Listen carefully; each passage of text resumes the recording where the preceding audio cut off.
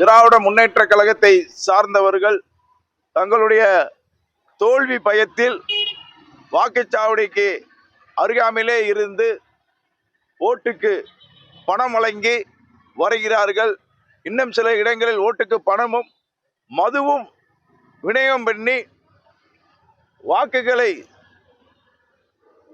சீராக விழுந்து வருகின்ற வாக்குகளை கெடுக்கும் நோக்கத்துடன் செயல்படுகிறார்கள். அங்கு இருக்கக்கூடிய தேர்தல் அதிகாரியிடமும் காவல்துறையிடம் நாங்கள் புகார் செய்தோம்.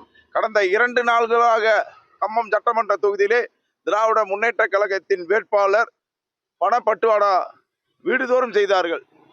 அதற்கு மேலும் மக்கள் பணத்தை பெற்றுக்கொண்டும் விசிலுக்கு வாக்களித்து விடுவார்கள் என்ற அச்சத்தில், தோல்வி பயத்தில் இன்று ஒவ்வொரு வாக்குச்சாவடியிலும் அருகாமையில் திராவிட முன்னேற்ற கழகத்தை சார்ந்தவர்கள் நின்று கொண்டு பணத்தையும் மதுவை மக்களுக்கு விநியோகிப்பது வன்மையாக கண்டிக்கக்கூடியது. இந்த நேரத்தில் நான் வன்மையாக இதை கண்டித்துக் கொள்கிறேன். உரிய நடவடிக்கையை தேர்தல் அதிகாரிகளும் காவல்துறையும் எடுக்க வேண்டும் என்று கேட்டுக்கொள்கின்றேன்.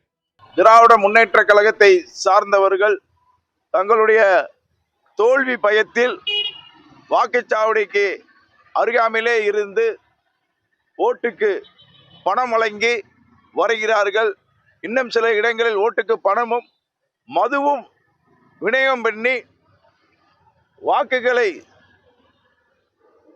சீராக விழுந்து வருகின்ற வாக்குகளை கெடுக்கும் நோக்கத்துடன் செயல்படுகிறார்கள். அங்கு இருக்கக்கூடிய தேர்தல் அதிகாரியிடமும் காவல்துறையிடம் நாங்கள் புகார் செய்தோம்.